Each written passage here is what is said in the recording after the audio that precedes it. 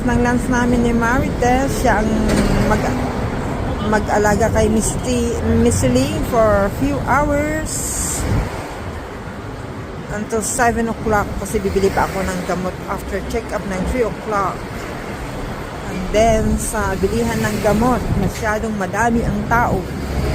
Puno ang tao bibili ng gamot. So I need to spend a few hours in hospital. There. Mahangin, sobrang hangin. Malamig na mahangin na mainit yung araw. There.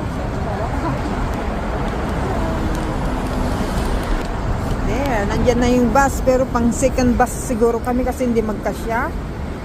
There, see? Ang haba, buti pumunta agad ako. Katapos namin mag-lunch sa Jollibee ni Marites. Nandito ako sa breast clinic. Munti na lang ang tao. Ilan ang sa loob. But with numbers. Na iba for 1 year bago ako bumalik. Ang bayaran ay doon sa machine, sa corner, hindi na sa receiving counter. Na iba na siya. There. 3 o'clock ang aking time, but need to wait maybe less than 1 hour before the doctor will see me. I wish earlier after 3 kasi doon sa bilihan ng gamot ang daming tao doon, puno doon sa kabilang section, doon sa kabilang building. There. Dito is clinic only for the doctors. There. Dito ako.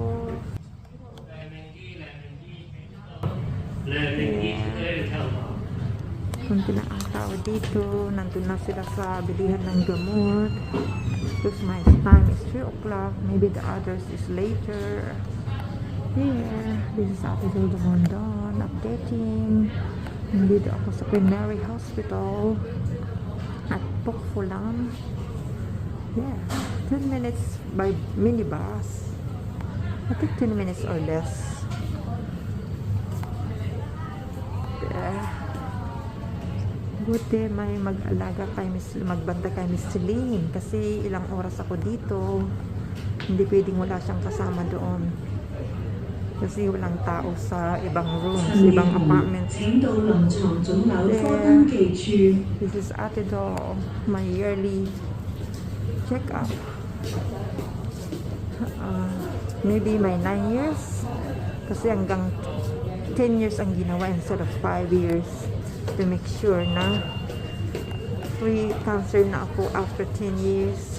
There, I wish wala na para pag nag-for good ako, I can enjoy my life to stay with mother and families, brother and sisters of course. There, I wish I'll be okay.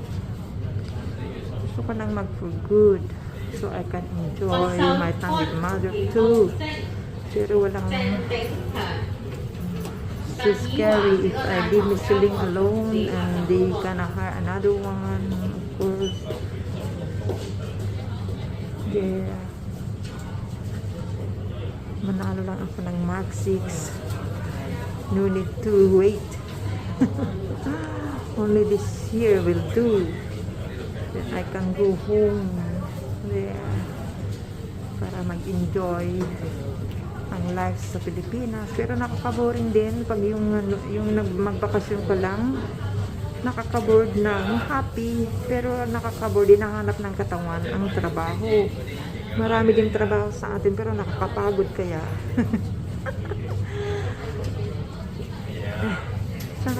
Nakakapagod magtrabaho sa sariling bahay.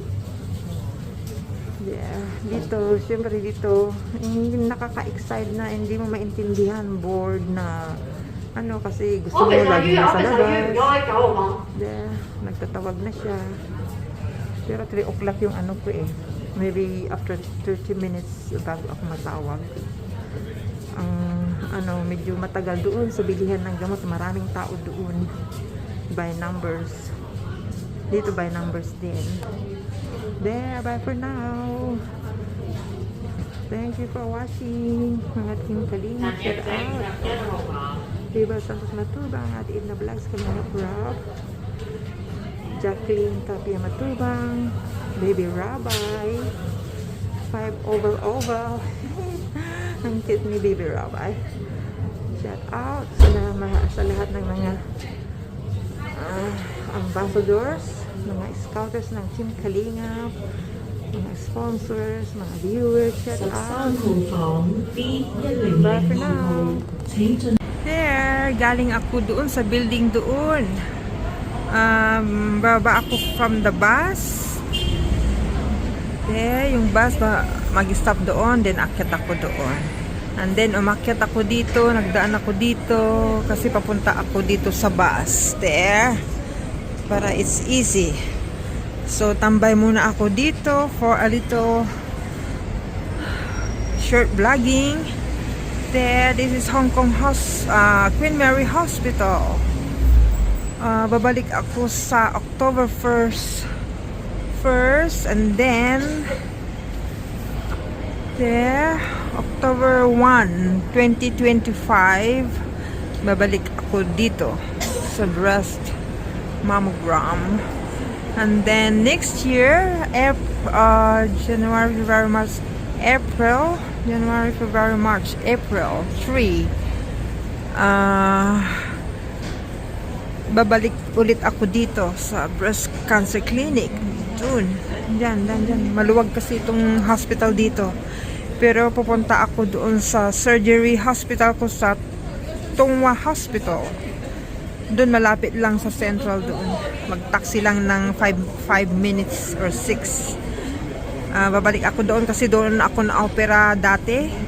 So, i-check ang aking katawan. There. Kailangan mag-booking ako doon any day. Oh my God, sino kaya ang magbabantay ulit kay Mr. Ling? There. Patience lang tayo. Kahit may trabaho.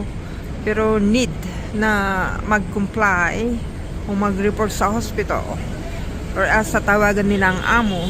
There, I need to come back. And then, my medicine is I stop buying. Yes. Stop na akong magbili pero tatapusin ko yung natira. Kunti na lang yung natira doon. Saka yung vitamins. So, ubusin ko raw mga yon and then stop na. There, thank you God. I wish I'll be okay after the check-up in Tongwa Hospital. Kasi doon ako na-opera. Kaya after operation dito na ako nag-stay sa Queen Mary Hospital. There. So Ate Doll is leaving, going to the bus there. Inumin ko muna itong Coke kasi I'm thirsty. There. Bye for now. Nag-aantay na doon yung babysitter ko, old man sitter. There, at least day off niya, pwede niyang day off today. So, at least may may kunting bayad, okay lang yun. At least may magbabantay. There, bye for now mga viewers, mga sulit dyan viewers ng Team Kalingap, Edsy, thank you sa lahat, thank you, bye.